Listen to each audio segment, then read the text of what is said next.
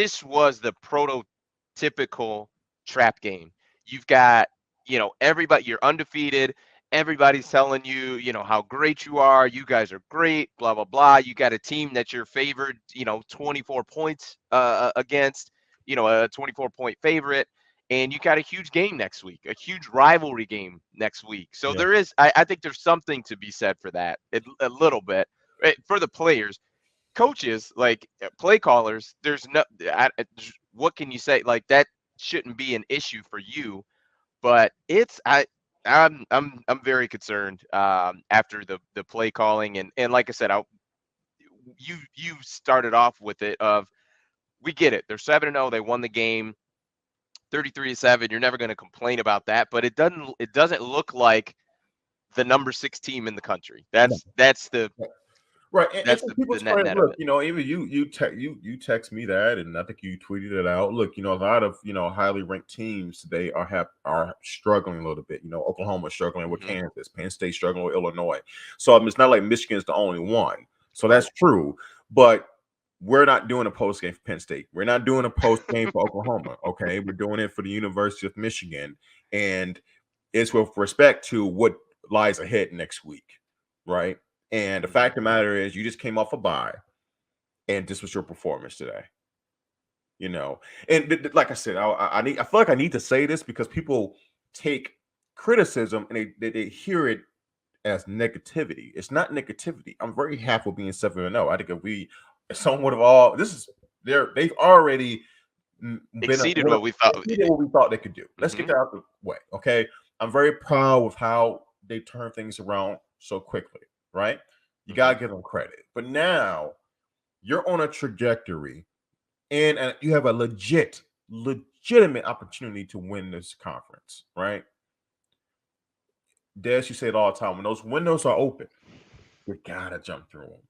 And Hmm. we're so close, guys. We're so close. And because we're close, you can't get so caught up in the short term, this particular Saturday, go blue, we got it done, and that be the full scope of your view.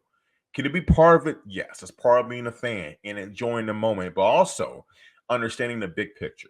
And part of the big picture is there are some red flags with this offense, and it's going to get exposed. It's going to get exposed. Okay. And we're very fortunate that Michigan's defense and Mike McDonald, they're doing such a good job of just suffocating teams and causing havoc in the backfield. But one thing about MSU, they have their own flaws. We saw they struggle with Indiana last week, so that is true as well. But we also know they have some legitimate threats on the outside, and they can score some points. Peyton Thorne and Jalen Reed, and they can they can hit you downfield. Kenneth Walker the third, he struggled a little bit last week in comparison to how he played earlier this year, but he's a threat, man. It's going to be tough to keep MSU under 20 points, right? Hmm. We're going to have to score with them. It's just you can't overlook, your opponent, and they are ranked that high for a reason. Well, Hmm. who they played? Well, who have we played? Right? So it's like you got to be honest about it. You don't have to like it, but you got to keep the big picture in mind. And Michigan, once again, they won today, but I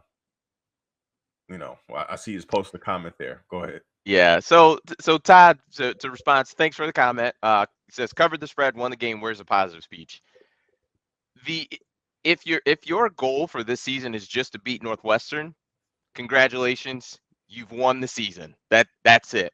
But I would think that your goal for Michigan would be to win the Big Ten, go to, or at least get to Indianapolis. So win the division, I would think, and get to Indianapolis and play for a Big Ten championship. Even further than that, probably go to the college football playoff. I mean, you're Yeah. 7-0 right now. You're going into a rivalry game.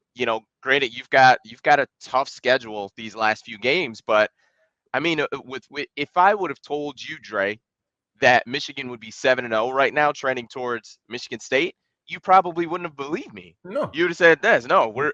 You would have not the said last thing. No, absolutely not. Washington's a toss-up. We Right. could easily lose that game, and you probably Wisconsin's a would have loss. penciled in a Wisconsin Yeah. loss. So the thing is I you know, if it, I approach it, and I think we both approach it to the effect of uh Michigan, of where they are right now, they should win the Big Ten. And but the thing is you're not going to do it playing the way that you played against Northwestern in that first half. You went to halftime with 10 points, and Yeah. if you think you can do that against Michigan State, I just don't think that's real. I mean, and there's plenty of people in the other fans in the comment section that agree that this is what we have always seen from Harbaugh, with a good run, a team that run heavy offense, ball control, play some good defense, and that's what they're going to roll out, Right. which works 70% of the time, which is his win percentage since he's been at Michigan. But when you play the elite teams for the 30% of the time, Penn State, Wisconsin, I know you beat them this year, but Penn State, Wisconsin, Ohio State, when you play those teams, that's not going to cut it. You have to bring a different element to the game. 129 passing yards is not going to cut it against I Michigan thought State. Joe Clay.